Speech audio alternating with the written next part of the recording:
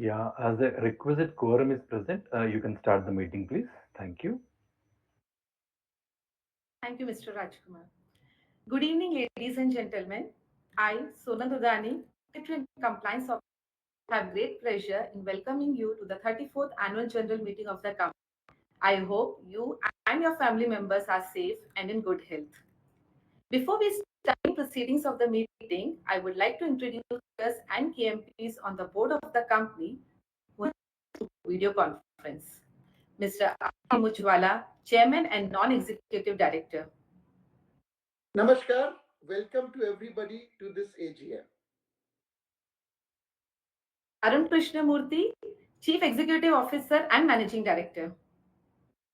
Good evening, everybody. It's a pleasure to interact with you and thanks for participating. Ms. Mariam Matthew, Independent Director and Chairperson of Nomination and Remuneration Committee.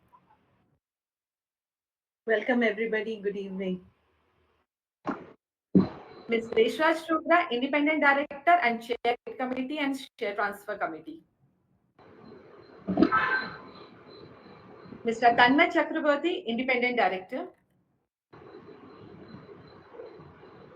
Mr. Venkat Raman, Non-Executive Director. Namaskar, welcome to the AGM. Dr. S. Christopher, Non-Executive Director. Good evening and welcome to the AGM. Shashank, Group CFO.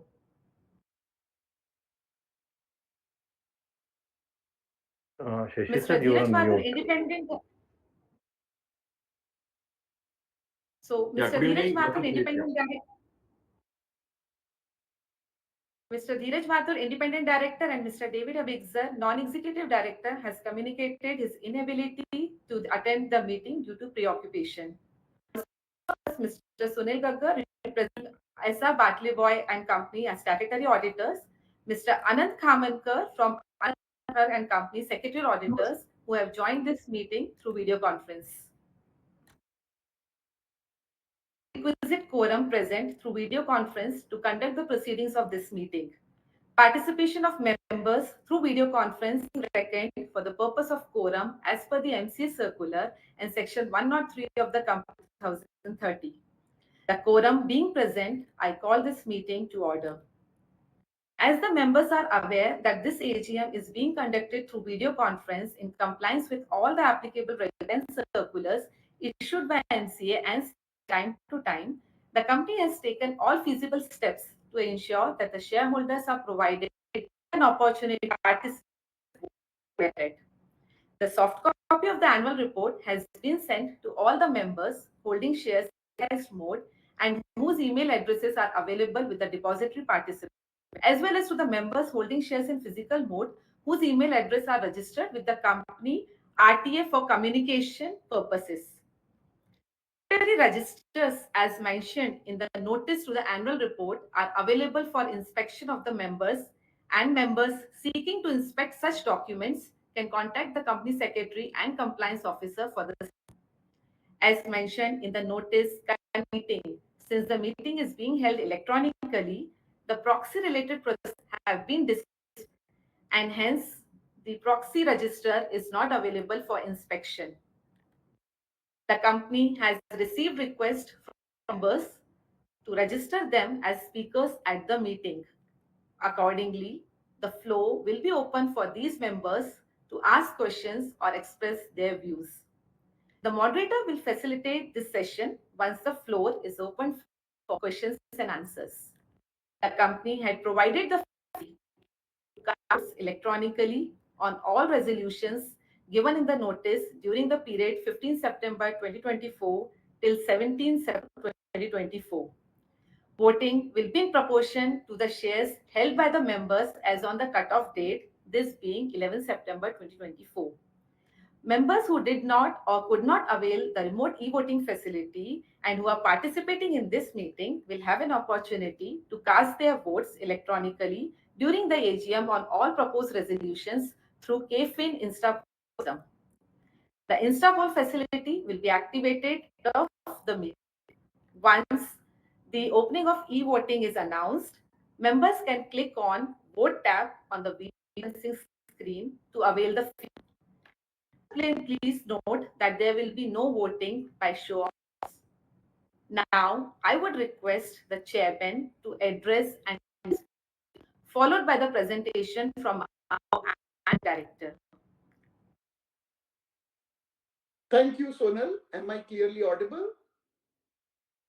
Yeah, sir, you're clearly audible, sir. You can proceed with your speech, sir. Dear shareholders and distinguished guests, it is a distinct privilege to address you during this AGM as the chairman of Axiscades. I now complete about 1 year as chairman with the company and have seen closely the incredible capabilities that the company, your company, has built over the years. Today, we reflect on an extraordinary year and look ahead to a future brimming with opportunities. Despite the challenges presented by the global uncertainties, our ability to adapt and innovate has been key to delivering a solid financial performance. And our success has been built on the foundation of strong corporate governance, visionary leadership, and a solid operational excellence culture. At the heart of our progress lies a commitment to improve and innovate. Our board of directors, comprising seasoned professionals, have provided critical oversight, ensuring that we navigate the complexities with integrity and accountability. Similarly, the company's leadership team has remained focused, resilient, and forward looking and thinking, steering the company with agility and determination. Our leadership team too deserves a special mention. Their resilience and agility in navigating the myriad challenges of today's market have ensured that we remain at the forefront of innovation and excellence.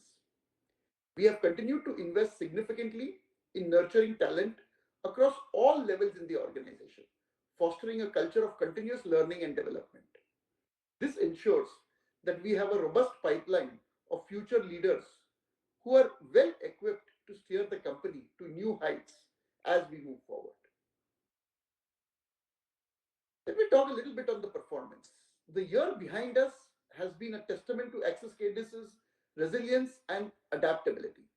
Despite global uncertainties, the company has delivered robust financial results. Our revenue growth, profitability, and cash flow generation have been driven by a strong order book, strategic partnerships with customers, and an unwavering focus on operational excellence.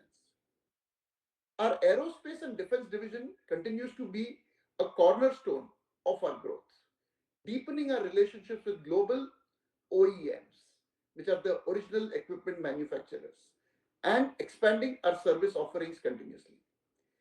We have deep differentiated offerings in both these verticals, and the competencies we have built are the drivers for growth. In the automotive sector, the transition to electric, autonomous, and software defined vehicles presents exciting opportunities for all of us. And we have responded with advanced engineering solutions that are shaping the future of mobility. The energy sector too has seen remarkable progress. Our involvement in renewable energy projects aligns perfectly with the global sustainability trends, and we remain committed to contributing to the world's transition to a clean energy and a greener planet. We have marquee clients in the product engineering services or PES sector, and the skills we have on the semiconductor sector present very exciting opportunities. As we know, silicon is in everything and is now present across all industry verticals. The successful capital raise exercise earlier this calendar year via the QIP, with the participation of institutional investors, has further strengthened our balance sheet, enhancing our financial health and stability. On the future, as we look ahead, I'm filled with optimism for what lies ahead for us. The global aerospace and defense industry is poised for significant growth, driven by increased commercial air travel and rising defense budgets across the globe. The automotive sector is undergoing a digital transformation with the advent of artificial intelligence, especially generative AI and digital twin technologies, all of which are reshaping how we engineer and manufacture products. Having said that, we do see some headwinds hitting the sector, with mature European and American OEMs being challenged in the EV sector by the Chinese OEMs. We are also witnessing the transformative potential of Industry 4.0 technologies, which integrate cyber and physical systems, IoT and cloud computing into the industrial processes. These innovations will enhance our operational efficiency, reduce our cost to serve, and enable us to deliver even greater value to our clients and shareholders. Moreover, as our digital footprint expands across artificial intelligence, augmented reality, and virtual reality, which is called AR and VR, IoT or Internet of Things, and data analytics, we have begun to unlock new efficiencies and value streams for our clients. These advancements will further solidify our leadership in delivering cutting edge solutions across the industry verticals that we focus on. As we continue this exciting journey, I want to take a moment to express my sincere gratitude to all our stakeholders, to our employees whose dedication and innovation are the bedrock of our success, to our partners whose collaboration has been invaluable, and to you, our shareholders and investors, for your unwavering trust and support. Thank you all.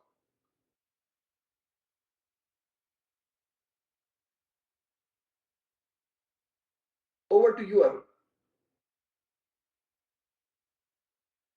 Thank you very much, Abid. Thank you so much for your opening remarks. I'd request the moderator to just bring up the slides and I can provide a brief overview of FY24 and the way ahead for FY25. Yeah, we can go to the next slide, please. I think I'm sure a lot of you are already aware of our company and you've gone through our annual report, but this is just a quick recap about the organization. So we are positioned as a fully integrated strategic technologies, R&D and defense company that delivers a broad spectrum of products and services from engineering, aerospace, space to defense. So as you can see on the screen, we have a diversified portfolio. Our strategy is three-pronged. One is to have a diversified business. The second is to go deep into every vertical that we service, every industry that we service. And the third is to be digital and embedded first. It's to approach our client and exploit the digital engineering synergies and opportunities that exist.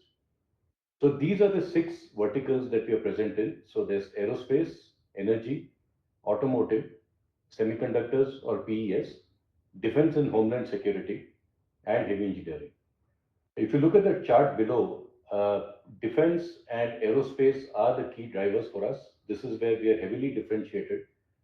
30% of our revenues come from aerospace, 27% of our revenues come from defense.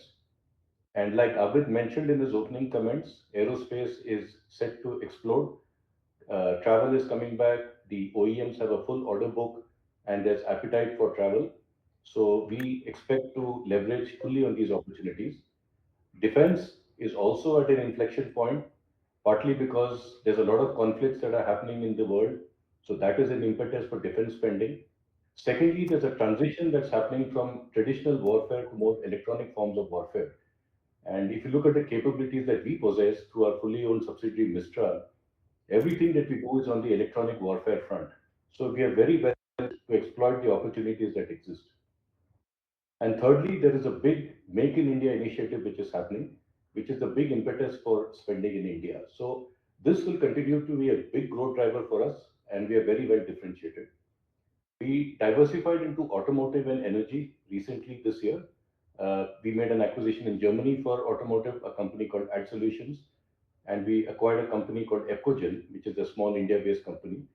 With both of these, we expect to expand into automotive in a big way in Europe and North America, also in India. And with energy, we are looking at both renewables and the traditional fossil fuel, oil and gas sectors. And Middle East is a key area of focus for us. Heavy engineering is a legacy for us. We have been with heavy engineering for the last 35 years since the origin of our company. So this is an industry that we understand extremely well and continue to focus on. And semiconductors, like Abid talked about, the silicon is everywhere.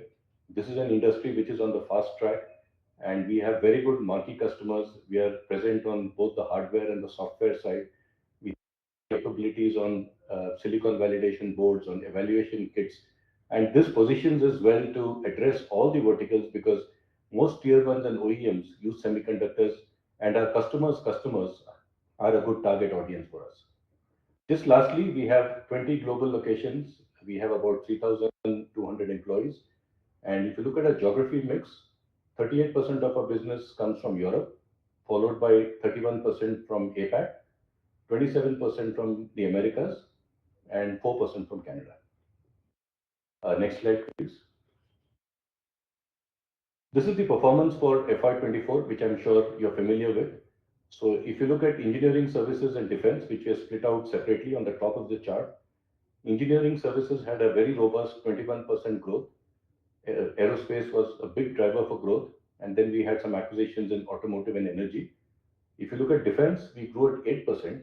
But the thing to note out here is that our production revenues, which is where we deliver high value subsystems to our customers, grew from 39 crores to 112 crores, which is 188% growth.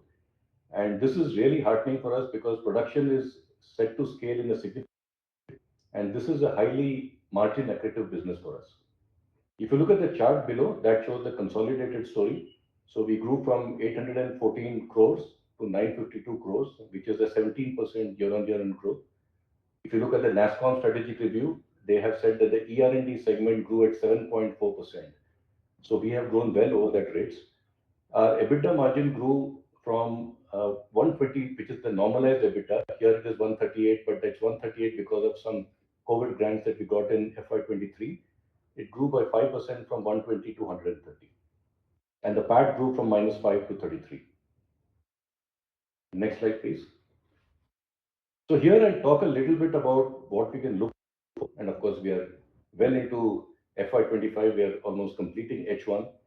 But if I just touch upon some of the sectors which I already talked about, I think the area of focus for us. So if you look at aerospace, we are present with some very prominent OEMs, and fortunately, we are present with OEMs which are doing extremely well. So we will, of course, look at preserving that business and look at how we can increase that wallet share by focusing on to new areas.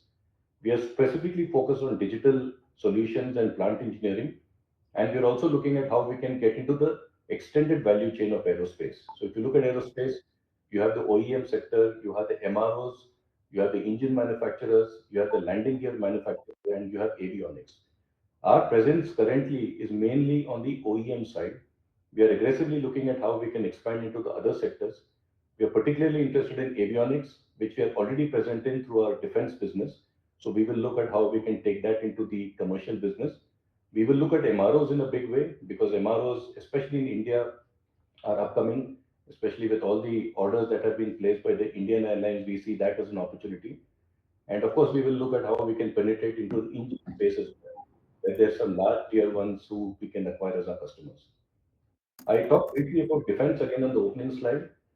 We will focus on how we can increase our production revenues because we have already seen that that is on a uptrend for us. A lot of the design wins that we had in the previous years are starting to yield fruit and benefit for us now. So that is going to be an area of focus. Post the delivery of MPCDS, which is the man-portable counter-drone system, which is basically an anti-drone solution, we will be looking at drones and anti-drones in a big way. Now, anti-drones itself is a 3,000 crore opportunities, including overseas. And some of our anti-drones which are delivered have been deployed on the borders, as well as recently, 3 of the anti-drones have been deployed in Manipur. And as we speak, we are in the process of delivering 40 more anti-drones. So we are squarely in that space, and we have an early mover advantage because we are one of the first companies who actually has anti-drone systems installed at scale. Most of our other competitors have POCs in place, but we already have 40 systems which are deployed, and 60 more will come on stream in the next couple of months or so. We have a very big interest in drones as well, specifically for military applications. As we speak, we are doing a trial in Ladakh for a high payload drone. So these are drones which can carry up to 25 kgs. Delhi. May I request Mr. Praveen Kumar to unmute yourself, switch on your camera if possible, and speak, please. Mr. Praveen Kumar. Hello, I'm audible, sir. Yeah, you are audible, Mr. Praveen. You can proceed with your question. A very, very good afternoon to my respected chairperson, esteemed board of director, fellow shareholder, myself, Praveen Kumar, joining this meeting from New Delhi. I have few observations which I love to share with the entire house. But before that, sir, this is our first interaction in this financial year, so I wish the entire management team, each and every dedicated employee, a happy, healthy, and prosperous future. Coming down to my observation, sir, the most excellent address to the shareholder along with the presentation. I'm very, very delighted. It is very, very in-depth, under review, and very, very informative for a retail investor like me. So I am very, very thankful to you and your hard work for prepare your speech to address the shareholder. God bless you, and I respect you deeply. I salute your leadership, dedication, devotion, because you are working so hard to create value for us. I'm with the company for more than a decade, and when we used to meet in Delhi Air Force Auditorium, I have very, very good memories. The entire management team is very, very investor friendly, and it was always a very, very healthy discussion. Nowadays, due to Corona, we have to meet on VC, but I have the deepest respect for you. I wholeheartedly support all the resolution which you set up for the notice today. And my question to the management is, sir, in CSR initiative, what will be the focus area in next 3 years? Please let me know about this. I am very, very thankful to you. And the one more thing which is very, very important, which I love to bring to your notice, sir. The litmus test of any company is decided by the corporate governors. In this regard, I love to thank our respected company secretary, Madam, and our entire team for bringing out higher standard of corporate governance to the retail investor like me, sir. I requested a hard copy of it that will be promptly delivered to me, tracked by respected company secretary, madam. And if you have any update during the year also, that will be promptly reply. So she is the biggest asset we have as far as the communication is concerned. Under your direction, it was always a red carpet welcome for us. The company who care for the retail investor listen to the investor. That truly signifies the intention of the management, and I truly respect that. I truly salute that, because that truly shows the management is very, very active to participate, to share their wealth with the retail investors. So thank you very much, sir. At the end, I just pray to the God that He will bless you with all the positivity, so that you will keep the momentum going in the future, creating value for us, creating job, and building India on a very, very constructive way. So thank you very much for the opportunity you provide me.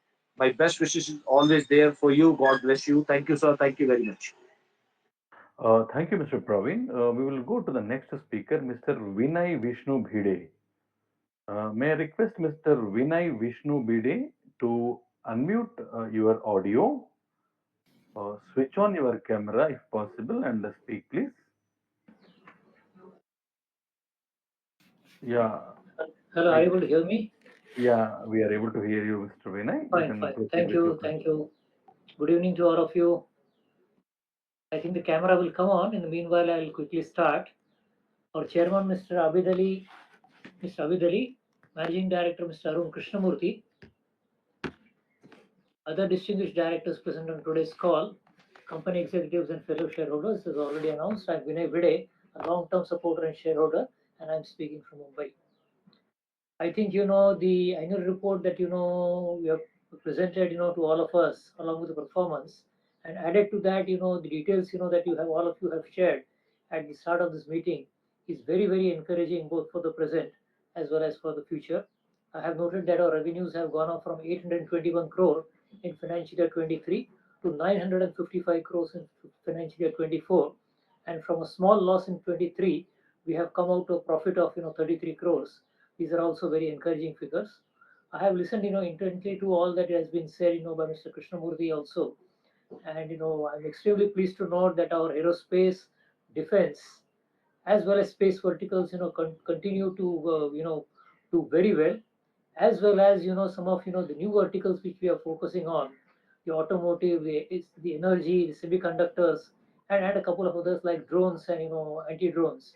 They are also the sectors of the future. I have got just one simple question to understand. If we take the reference point of the same point, let us say 31st of March 23 and 24, could you please give us the vertical wise orders on hand that are there, and that will give us some flavor, because competency is not an issue. I know we are doing very well, and so these are just some of the figures that you can share. I will not ask for the names of the client, because you would want to keep them masked for understandable reasons. But at least a sector wise comparison, 23 versus 24 of the orders at hand, and if there is any development measure beyond that, we're most pleased to hear from you. Good performance and a turnaround, less leaves less room for questions. And I've supported all the resolutions, and I thank you for giving me an opportunity to speak, sir. All the best. Thank you, Mr. Vinay, for your questions. We will move on to the next speaker. Next speaker is Mr. Naveen Botra and Sons from Delhi. Naveen Botra and Sons from Delhi, HUF.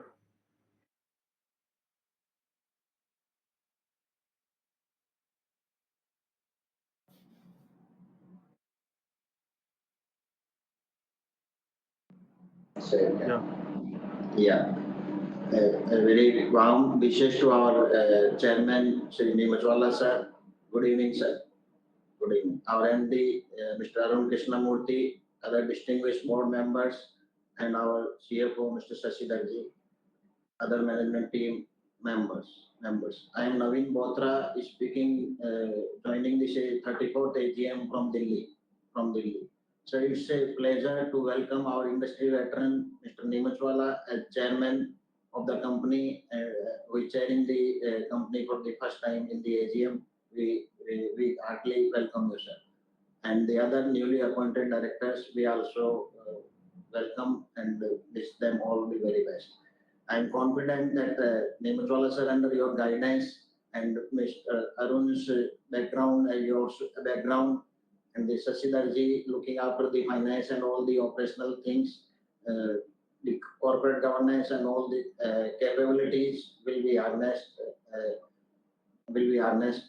to our full potential in the coming times, and we will scale new heights. First of all, I would like to congratulate the team, Axiscades, under our MD, Mr. Arun, on improved operating numbers with the high double-digit growth. Despite all the global economic uncertainty, we achieved good numbers. Sir, as already Mr. Arun in his presentation has detailed about the some queries which I am going to put, but would seek your or Mr. Arun's response on the following two or three points, points. Number one is regarding the continuing journey. We have been discussing about our achieving our targeted revenues of around 1,500 crore rupees, and pay it off in the range of 150 to 175 crore rupees by say FY26. So, in light of all these things, we would like to have your considered views on the journey, where we are in this journey, and how we are planning to achieve this target. Maybe 5% here and there, and all these things. So, where we are in this journey, would like to know your views, sir. Second one is regarding the Mistral. We have proposed for the change of name from Axiscades Technologies to Axiscades Mistral Limited. So, Mr. Arun in his presentation briefly spoke about the reasons for rebranding. So, would like to have your words about the regulatory approval for this change of name. And earlier, as we were planning for the separate IPO for Mistral, so the separate plan for listing of Mistral is still there, or we are planning to merge Mistral in Axiscade. So we would like to have your views, sir, on this one. This one and the acquisitions. Number three is regarding the our couple of acquisitions we have done, Ecogen and Ad Solutions.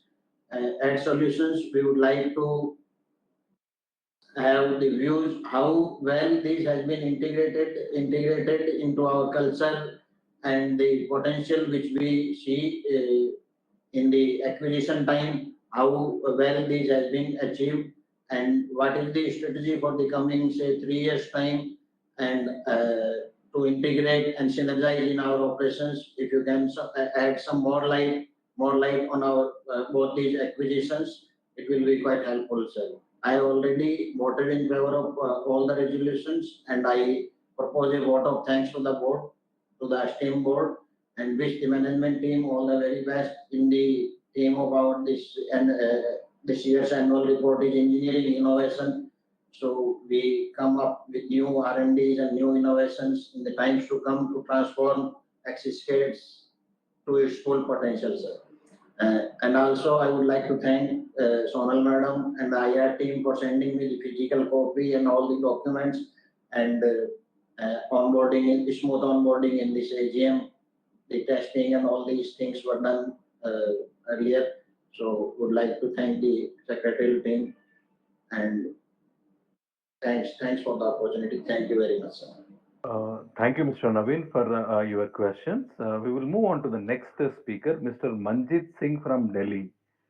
May I request Mr. Manjit Singh from Delhi to unmute your audio, switch on your camera and speak, please.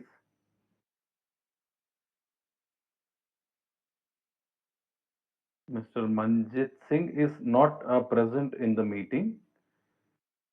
So we will go to the next speaker, Sarvajit Singh. Mr. Sarvajit Singh. Sarvajit Singh also not present in the meeting. We will go to the next speaker, Rupesh Gulabchand Tatia from Hyderabad. Rupesh Gulabchand Tatia from Hyderabad. May I request you to unmute your audio, switch on your camera and speak, please. Hello, sir. Can you hear me? Okay. Yeah, Rupesh ji, we are able to hear you, sir. You can proceed with your question, please. Yeah. Okay. So there are actually 6 business divisions you have, sir. So the list of questions is a little bit long. Please. First question, sir, is it looks like Tejas LCA and Sukhoi 30 upgrade program. These are the 2 large programs for us. But my understanding is these programs do not start till financial year 27. So can you talk about what are the programs that are helping us to grow the defense production revenue in FY25 and FY26? That is one. In the conference call, we have given a projection of 170 to 180 crore defense production revenue for financial year 25. Can you list top 5 programs in this, which are like the top 5 programs which will contribute to this revenue? And other question is, out of this 170 crore defense production revenue, how much revenue is repeatable next year? Because generally the defense orders are multi-year orders. So how much revenue is repeatable next year and how much is one-off? And it looks to me, because of this Tejas and Sukhoi situation, that maybe in financial year 26, we might not be able to grow the defense production revenue. Is that a fair assumption? You can correct me. And if it's an incorrect assumption, maybe you can give some sort of guidance on what kind of range we can expect. Because if we are to hit FY of 1600 crore target, then that number, at least as per my calculation, should be 250 to 300 crore. But it doesn't look like we can get there. The other question is, sir, the capital requirement and the end industry scenario is very, very different in defense and ER&D businesses. 2 of our listed competitors I see are, raising capital, and they are transforming their business. They are trying to do either forward integration, or they are trying to go from a component manufacturer to a large complex subsystem manufacturer, or some of them are trying to build a defense platform and getting into multiple companies. So, I mean, what are your thoughts on, listing Mistral separately? And then do you have some sort of plan where, where maybe the capital is a constraint, but if you get the capital, where our business can go from, 200 crore range to, let's say, 1,000 crore range in 3-4 years? So maybe you can talk about that, because I see our two listed competitors are in a different journey, and we are seeing things a little differently. Uh, then in the presentation, sir, you mentioned that we have counter drone systems is a 3,000 crore opportunity, and currently we have some 100 crore worth of order which we are executing. When are we expected to get a follow-on order? How if you can talk about that? And then my understanding is that this is a highly competitive space with, I see some players like Zen Technologies. I think even Adani Defense is talking about counter drones. So what is our right to win in this space? And can you also talk about any partnerships or collaborations and such things we have done in this space, to position us very strongly? The next question is on homeland security, sir. My understanding is we have invested significant time and manpower to develop products in this space. I think we're expecting some 30-40 crore worth of order in this vertical this year. But what is the, if you can spell out the opportunity in this space? Is it 200 crore per year, 1,000 crore per year, and the opportunity in this vertical? And then can this homeland security division become like 100 crore kind of unit for us in next 2-3 years? Then can you also give us an update on the drone program? Congratulations on participating in the Ladakh, some trials that armies or air force is conducting. So congratulations on that. When can we expect some commercial revenue from the drone segment? And what is our right to win in this space? Can you help us explain our position in this segment?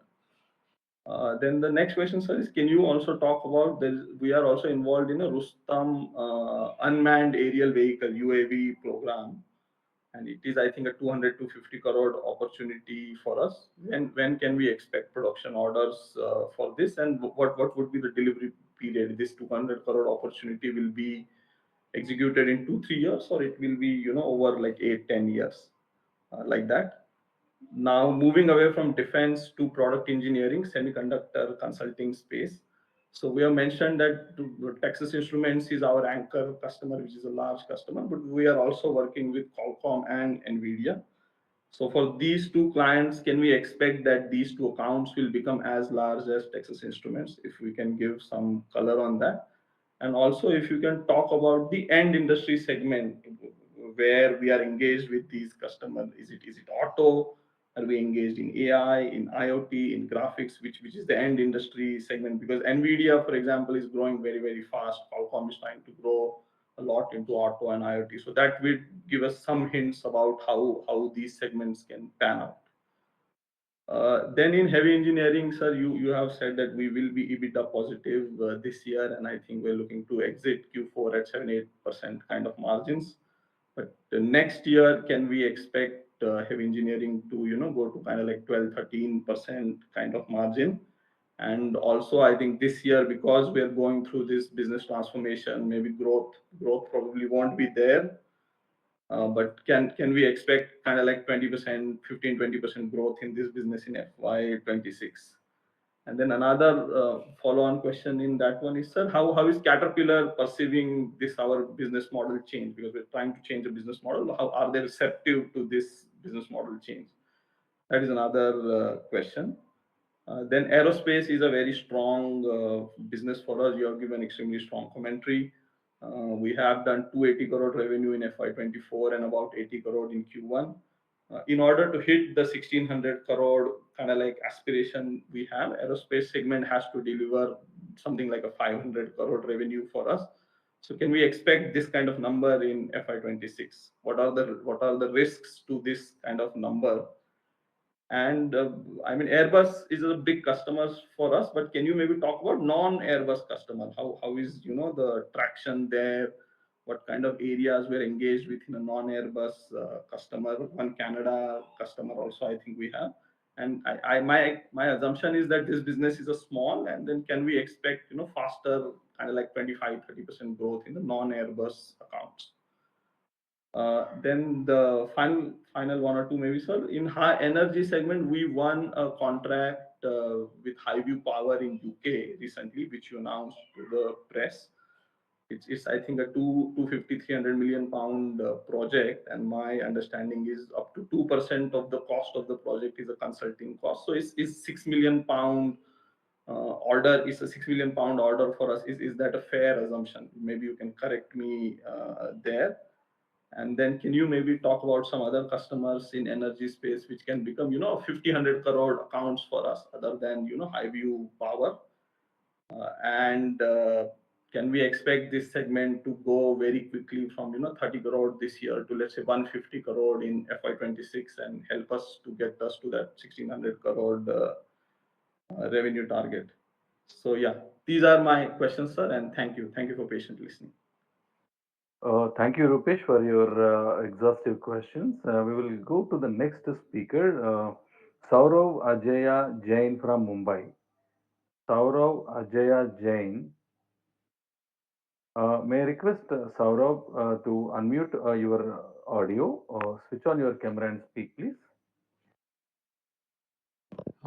Good evening, sir.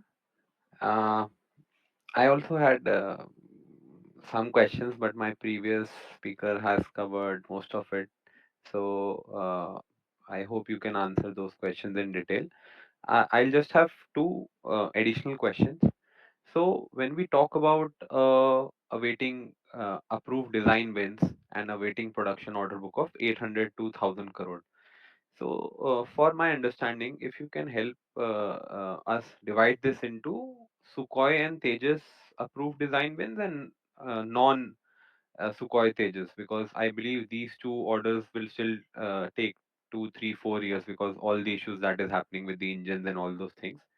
So if you remove Sukhoi and Tejas upgrade program, how much is the remaining approved design production where there is not too much delays expected, which can start happening this year, next year onwards?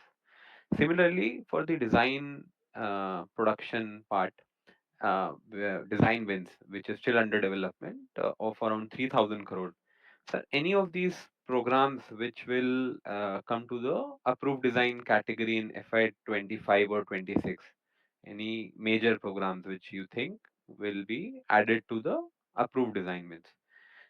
Final question is on the drone part. Uh, like you mentioned that Hemathron kind of event is happening in Ladakh, and I believe there are like 15-20 participants in it. So if you can talk about again what is our right to win there, and you talked about if we pass, we are on second stage currently. So if we pass, we'll get a certificate. So assuming if we get the certificate, what are the next number of steps before we can get some orders? And will it take like 6 months for that, a year? When can we see a good revenue? Because like you told about, we have lead in both drones and counter drone system. So counter drone may also have this question, like 100 drones we are supplying. We are the first one who have the deployed system. But how, when do we see scaling of this business from a 100 crore number to say a 250, 300 crore number? Will it happen in next 1, 2 years, or do you think it is a very slow and gradual process?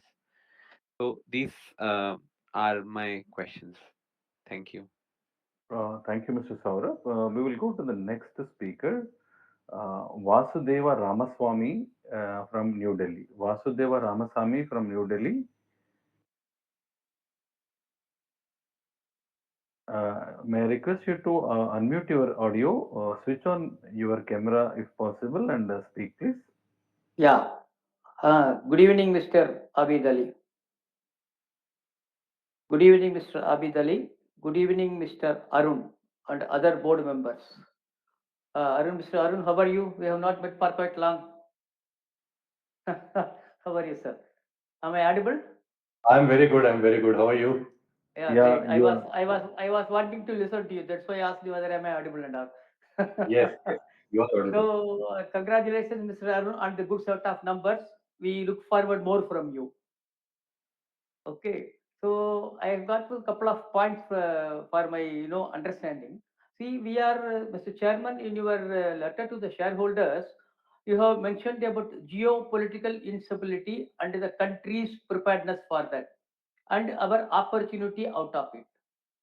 So I kindly explain what is the absolute numbers we are looking for in this opportunity and how are we planning to execute them. The second part of the question is, so though we are more comfort in the geopolitical scenery in the defense sector, the other sectors will also, there will be threats for the other sectors. How are we planning to mitigate the threats, other threats for the other sectors, and again action plan for the mitigating them. My point number two is about de-risking. Our annual report talks about the geographical revenue and revenue by verticals, and Mr. Arun in the presentation also has mentioned that. Sir, I'm sorry to point out, we have been taking a lot of efforts in the past couple of 2 3 years since the change of the management, and there is still we are wavering around the same percentage in itself in the geographical as well as vertical businesses. Can we say whenever efforts will bring results to this, and we can see a lot of see change in the dependence, and we get reduce our dependence in the other sector, and increase our presence in the other sector as well. That is my next question to you, sir. My third and last question is, on the attrition rate. We have been taking good efforts to retain talents, etc. We have given ESOPs as well. So, what are the outcome of these efforts, and can you kindly quantify the attrition rate in absolute numbers? I thought these are the points which I will make it to you. Looking forward for the answers. A small suggestion to you, Mr. Abid Ali. If you can suggest the moderator to unmute the speaker whose question is answered, again, if it is allowed, if the time permits, it will be beneficial for the others to listen to you. And if there is any sort of counter questions, if not much uncomfortable, I will put it this way, it will be a better thing for us to understand. Thanks a lot. Thank you, Mr. Vasudeva Ramaswamy. We will go to the next speaker, Sandeep Singh from Delhi. Mr. Sandeep Singh from Delhi. As there is no response, we will go to the next speaker, Davinder Kaur. Davinder Kaur. No response from Davinder Kaur. Next speaker, Yachna Bhatia. Yachna Bhatia. May I request Yachna Bhatia to Hi, am I audible? Yeah, you are audible. Hi. A very good evening to all of you. A lot of my questions have been asked by the earlier speakers, so I would not repeat those, but I would request if you could go question by question in detail. I would just like to repeat two or three pertinent ones, which I would request you if you can go in greater detail. First is on the defense production orders for FY25, expectation of 180 to 200 crores for this year. Request if you can give a breakup of that as to which program is expected to contribute to this. Similarly, what is this number expected to be in FY26? Can it be like, can we look at a 300 crores kind of number in FY26? I would want to know from you what that number is and what are the programs which will contribute to that. So this was just repeating what had been already asked. Other than that, I had a few questions. Talking about the bigger programs, I think Mistral is very big in Sukhoi 30 upgrades and MLCA Tejas. To my understanding, these can be 600, 700 crores of top line contributors in FY27, which is when they're expected to come up. I wanted to understand, is that correct? Also, are we sole suppliers for the components that we are supplying for Sukhoi and Tejas, or are there other players involved? Second was that Bharat Electronics had recently received an order for 850 crores from Cochin Shipyard for supply of indigenous multifunction radar in X band. Is this a space that we look at? What kind of components can we supply for this? What kind of order potential can we look at this space? Two other products in which I would want to understand the opportunity size, what components, etc. One is Dornier 228 upgrade. And second is you talked about the wave radar in EDS. So what kind of customers are we working here? What kind of opportunity size do we see here if I am looking at, say, next 2 to 3 year perspective? Also, we had mentioned in couple of our previous calls that we were looking to reach 1600 crores of revenue target by FY26. It will help if you could give a split across the 6 divisions as to how do you see, which are the major divisions expected to contribute. I understand aerospace and defense, but if you could give a broader split in terms of a broad range, that would be helpful. And my last question is that are you looking to list Mistral at some time separately? This question arises, one, because we've spoken about it in the past. And second, if Sukhoi and LCA Tejas are as big as we are thinking, then maybe there will be need for extra capital in Mistral at some time. That's all from my side. Thank you. Thank you for your questions, please. We will go to the next speaker, Sneh Manhot from Gurgaon. I request the speakers to just restrict your questions, 2 questions maximum, keeping in view like a lot of speakers are there in line. So request the speakers to be little brief about your questions and do not repeat the questions which already been asked by the other speakers. Mr. Sneh Manhot, you are joined through a mobile device. Please unmute your audio and speak, please. Sneh Manhot. Okay, as he is facing some problem with unmuting his audio, we will go to the next speaker, Shripal Singh Mohnot, Gurgaon. Shripal Singh Mohnot from Gurgaon. Okay, he is also not joined. Go to the next speaker, Gagan Kumar from Delhi. Gagan Kumar from Delhi. No response from Gagan Kumar. We will go to next speaker, Celestine Elizabeth Mascarenas from Mumbai. Miss Celestine Elizabeth Mascarenas from Mumbai. No response from Miss Celestine. We will go to the next speaker, Rajni Gupta. Rajni Gupta. No response from Rajni Gupta as well. We will go to the next speaker, Chetan Chadda. Mr. Chetan Chadda. No response from Chetan Chadda. Next speaker, Krishan Lal Chadda. Krishan Lal Chadda. No response from Krishnalal Chadda. We'll go to the next speaker, Swaran Lata from Delhi. Swaran Lata from Delhi. No response from Swaran Lata. Go to the next speaker, Savita Rani from Delhi. Savita Rani from Delhi. No response from Savita Rani. We'll go to the next speaker, Charanjit Kaur Dung. Charanjit Kaur Dung. No response from Charanjit Kaur. Next speaker, Jasmeet Singh. Jasmeet Singh. No response from Jasmeet Singh. Next speaker, Ankur Chanda. Ankur Chanda. Ankur Chanda also no response. We'll go to the next speaker, Raju. Raju.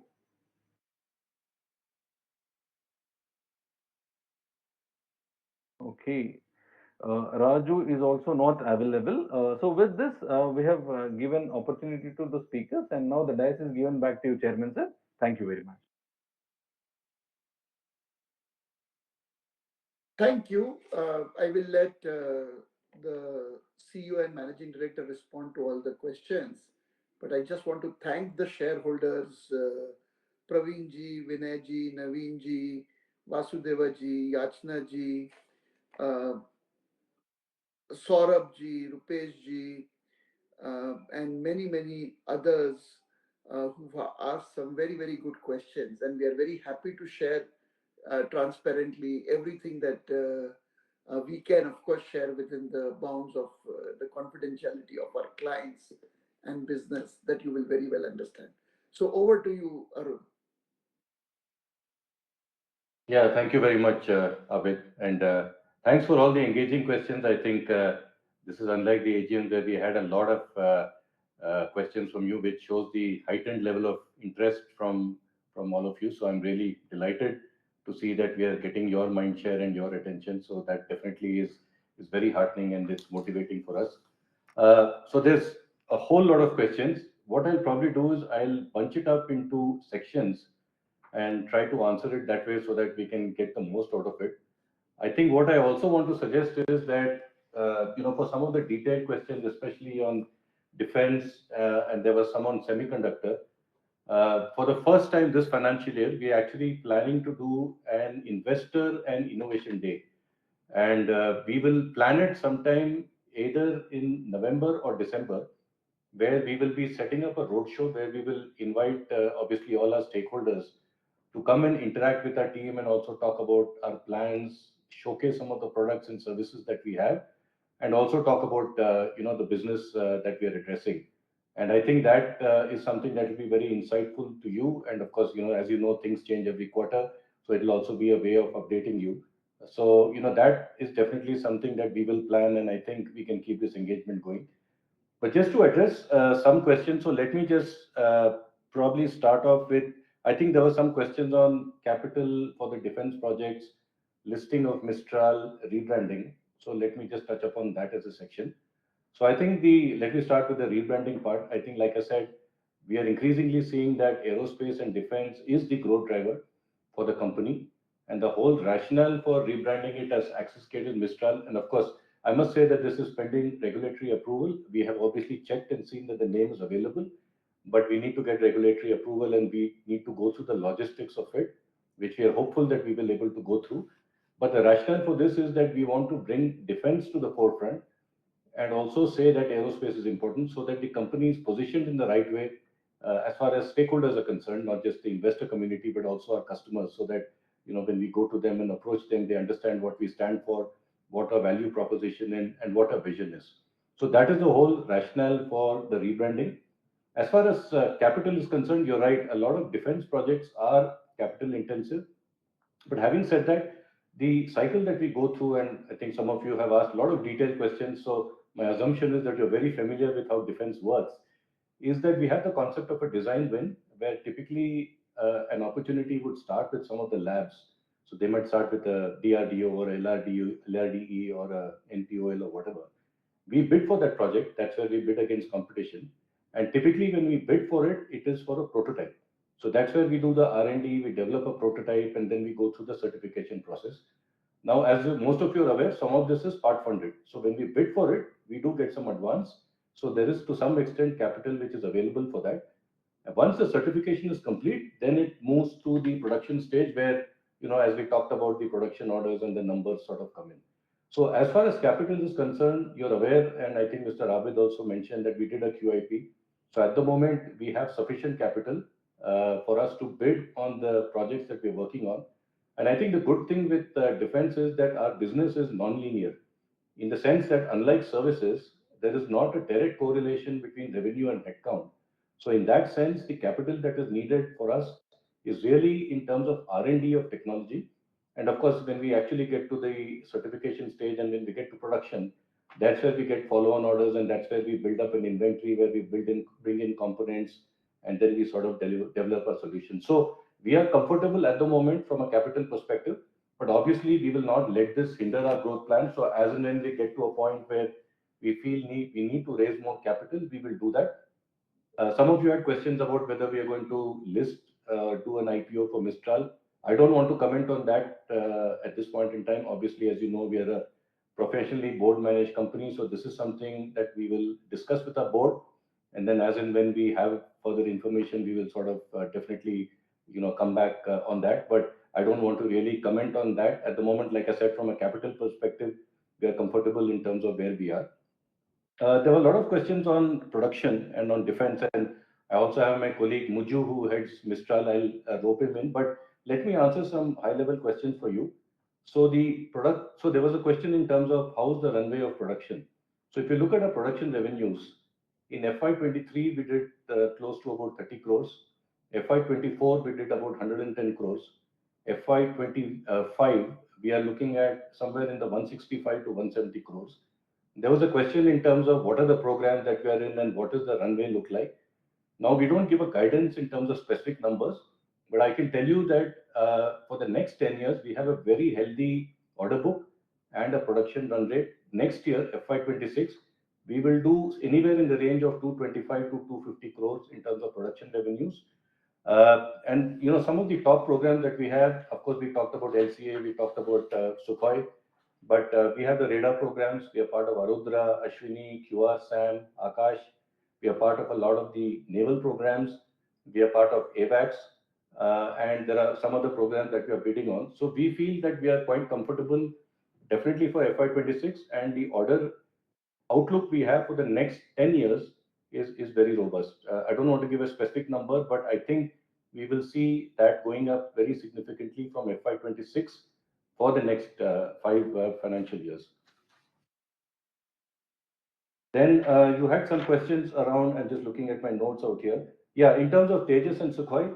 So, the big thing in defense is that, as you know, HAL and BEL are the production partners. So we are dependent on HAL and BEL to start producing, just to realize our production revenues. If you look at the Tejas program as well, this is something that we won 10 years back, where we developed radar subsystems. But then there's been a huge delay in terms of that production happening. It has now started to happen. The first 40 LCA aircraft come with Israeli technology, and the 41st onwards comes with Indian technology. And that's where, for each aircraft that is going to roll out, and at the moment there's a 190 aircraft order, we are starting to see the indigenous production kicking up now. So for each aircraft that will roll off, we will see revenues coming in. So we are starting to see Tejas revenues from this year onwards, and we will see a ramp up that goes on. As you can imagine, like I said, we are dependent on HAL and BL to ramp up their production. Give and take, there might be, the way we look at it, maybe a 6 to 7 month delay, depends on what the parameters are, because they need to look at various system integrators to build the product. And if one of the system integrator delays it, then that has a direct impact on us. But we can directionally give a guidance that in the next 4 to 5 years, what we have estimated for Tejas and Sukhoi should fall in place. So we are fairly positive on that. We can't give you exact timeframes again, because we are dependent on the PSUs as far as what their production orders are going to be. At this point, I just want to invite Muju. Do you want to come in and comment on some of the questions which came in on the Cochin X-band radar and the Dornier upgrade, etc.? If you can unmute yourself, please.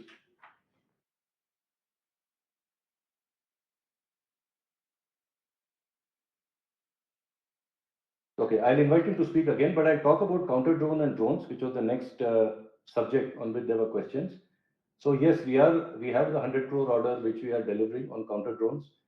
We are looking at 2 other orders. Now it is not yet signed, so I don't want to give you numbers here, but they're larger than this, and we are in negotiations with the army in order to sort of complete those orders. Of course, that will happen once we finish the delivery of this, which should happen in the next 2 to 3 months. So we have a pipeline of orders as far as counter drones is concerned, and we are hopeful that we'll start that. In terms of collaborations, we have a collaboration with a small company where we did the first anti-drone, counter-drone solution.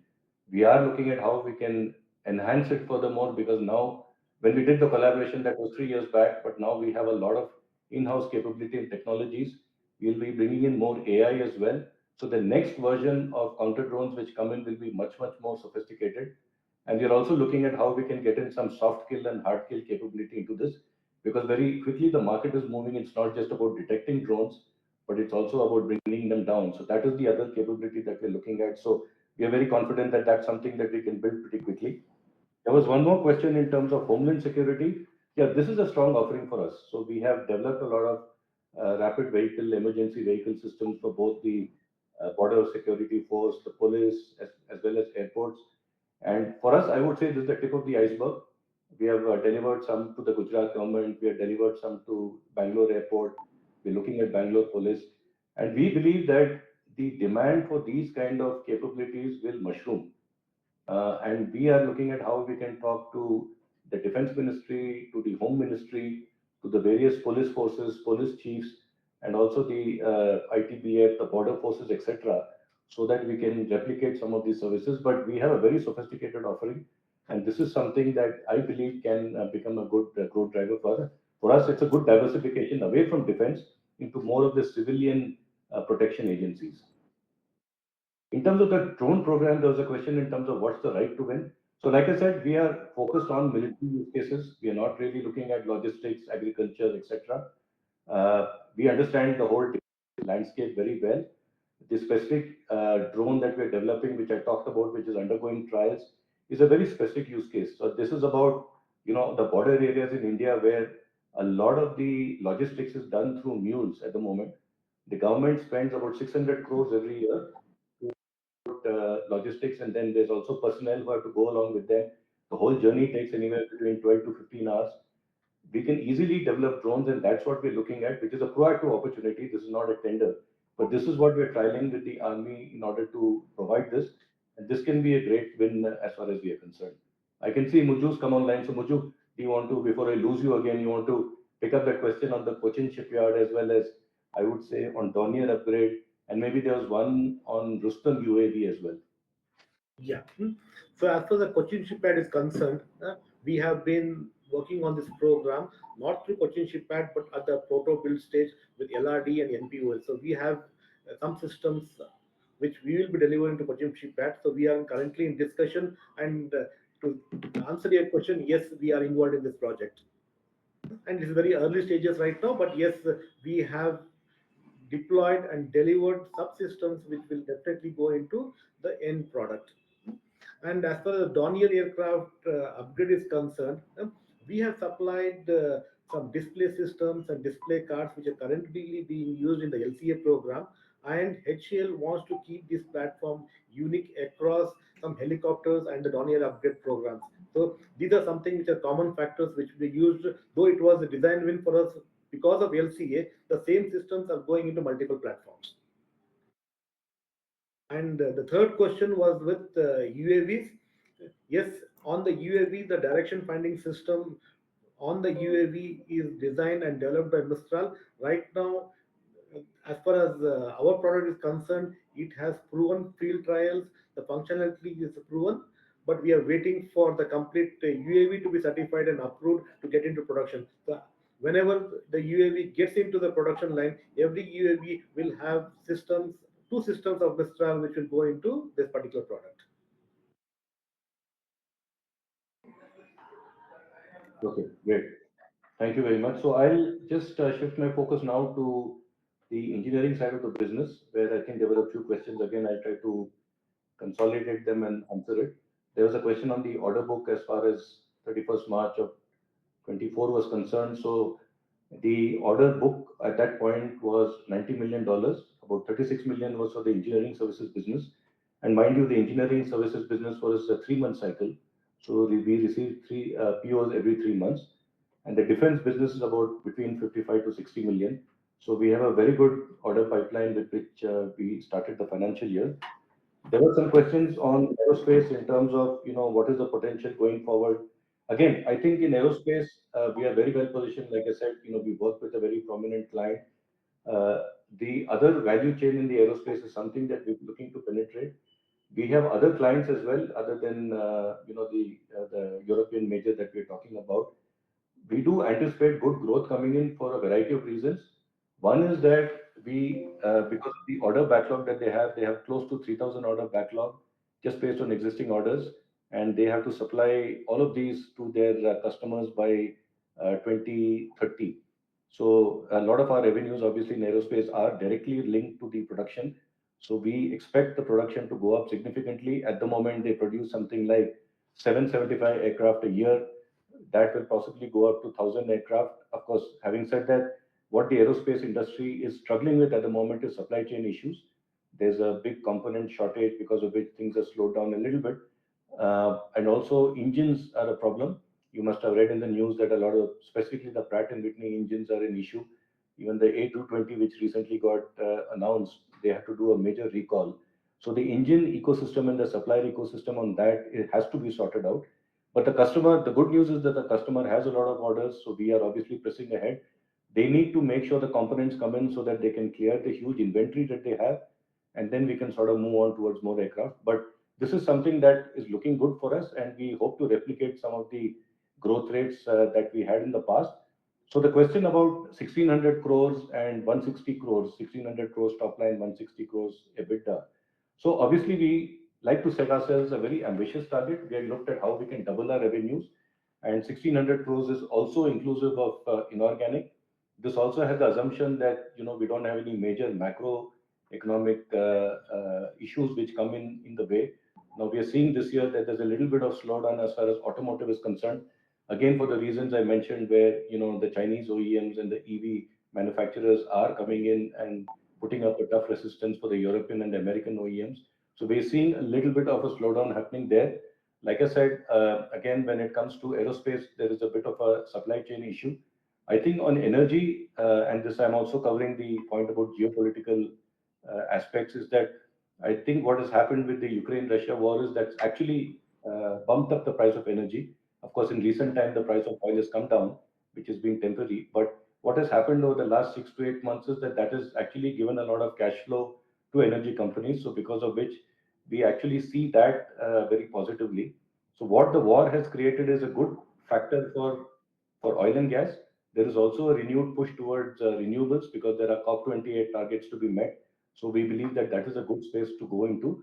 Having said that, the downside is that if you look at European countries, especially countries like Germany, which were dependent on Russia for oil and gas and energy, they've been impacted in a big way. Energy prices have gone up significantly, and manufacturing has suddenly become unattractive in those countries. And if you read in the news recently, Volkswagen, which is the biggest OEM, and a lot of obviously German economy depends on automotive, has recently announced that they're going to shut two major plants in Wolfsburg, which is the first time in the history of the company. I think the last 100 years, they've never done that. It's a $160 billion company. So it will have huge impacts on the country. So that manufacturing ecosystem is something that will shift. So we will have to see whether they will tap more into China, whether it will come into India. But those are things that the automotive industry is grappling with, and we will have to deal with that. I think as far as defense is concerned, I just want to give you some numbers that if you look at the global defense market, as of 2022, the size of the market is 750 billion US dollars. By 2030, that is expected to grow to 1400 US dollars. So there's going to be a significant jump in defense. If you look at the largest spending country, the US spends 916 billion on defense, China spends 296 billion, Russia spends 109 billion, and India spends 84 billion. So how is the question on how is geopolitical factors will impact it? Defense spending is going to go up in a significant way. And even in India, which is at fourth rank with 84 billion, we expect that to go up significantly. One is because of the global macro factors, but also because of the fact that there is more focus on electronic warfare, and there's a big focus on Make in India as well. So we see, the macroeconomic factors helping us in certain verticals like defense and energy. Equally, in some other verticals, obviously, it could have a bit of a dampening effect. But this is something which is industry wide, and we'll have to look at how we, navigate this. In terms of, there were also questions in terms of the acquisition, what plans we have for them. So the reason we made these acquisitions is because we wanted to diversify into automotive and energy. We also believe that with the acquisition, we have some marquee logos. So we have good logos now in automotive, and automotive, I firmly believe in the long run is a great story. It might be having some temporary blips at the moment, but if you look at a 2 to 5 year journey, automotive is big. And if you look at the entire ER&D industry of 1.5 trillion, automotive is 400 billion. So next 2 to 5 years is going to be extremely positive. So the capabilities that we have acquired and the access that we have to a major client in Europe will stand us in good stead, because these are companies that are going to come back. The governments won't let these collapse. So we believe that the engineering spend will come back. So I think that is where we are planning to enhance our focus in Germany. We're also looking at how we can grow the business in America. As we speak, I can also share that we have now started a partnership with Zinnov. For those of you who are not aware, Zinnov is a very prominent analyst slash advisor in the ER&D space. And we have engaged with them to do a deep dive specifically into automotive, to look at how we can grow our business and how we can grow the order book.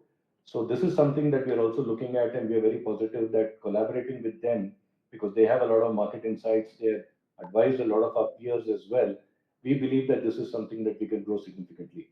And as far as Ecogen and energy is concerned, this I call a recession-proof industry, because unlike other industries, whatever happens in the world, you still need oil, you still need water, you still need electricity, you still need gas. you can't survive without it. You can manage without a car and an aeroplane, but you need water and you need electricity.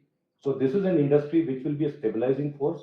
The reason we wanted to get into this is because if you have seasonalities in other verticals, this could be a vertical which could sort of stabilize us.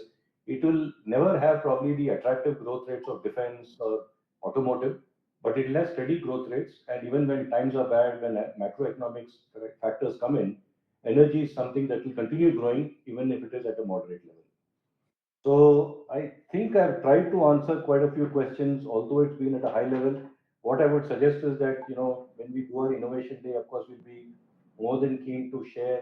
We'll invite you all to come across and we can share what plans we have. There are some questions you asked which are company confidential in terms of deal sizes, in terms of which programs we are in, especially in defense, etc. And some of them are early stages of bidding.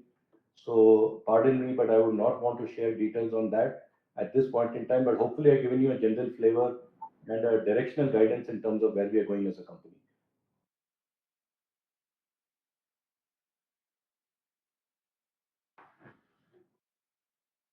Thank you, sir. So we move further. Members may please note that the voting will continue to be available for the next 15 minutes. Therefore, members who have not cast their vote yet are requested to do so. The board has appointed Mr. Pramod SM of Messer BNP and Company LLP, practicing company secretary, for scrutinizing the e-voting process in a fair and transparent manner. Once all of you have cast your votes, the votes will be counted by the scrutinizer. He will then unblock the results of the remote e-voting, which will then be consolidated with the results of the voting done today during the meeting. The voting results, along with the scrutinizer report, will be communicated to the stock exchanges within 2 working days of the conclusion of annual general meeting, and the same will be placed on the website of the company and on e-voting platform of KFIN. I thank all the shareholders, members of the board, auditors, and the management team for joining this meeting over video conference. Thank you all for attending this meeting, and I declare the proceedings as closed.